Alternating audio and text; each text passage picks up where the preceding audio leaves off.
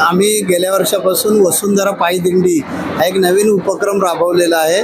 वसुंधरा पायदिंडीचा उद्देश असा आहे की आज ग्लोबल वॉर्मिंगमुळे वेळी अवेळी पाऊस पडतो, आवर्षणं होत आहेत, शेतकऱ्यांचं प्रचंड नुकसान होतं आहे, उष्णतामान वाढलेलं आहे, निसर्गानं आपला समतोलपणा सोडून दिलेला आहे. त्याचं प्रमुख कारण माणूसच आहे. आम्ही जो निसर्गावर अत्याचार केला त्याची परतफेड आता आपल्याला निसर्गाकडून मिळते. तर आता तरी आपण सगळ्यांनी सावध झालं पाहिजे. प्लॅस्टिकचा वापर थांबवला पाहिजे, वृक्षतोड थांबवली पाहिजे आणि वनचर म्हणजे झाडं जी आहेत ती जगवली पाहिजेत.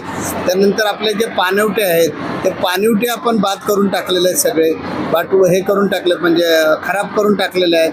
आपण रासायनिक शेती पिकवतो भरपूर आणि खातो, परंतु त्याच्यामुळे वेगवेगळ्या रोगांना निमंत्रण दिलेलं आहे. तर अशा प्रकारचं जे काय निसर्गाचा प्रकोप झालेला आहे त्या प्रकोपाबद्दल आम जनतेला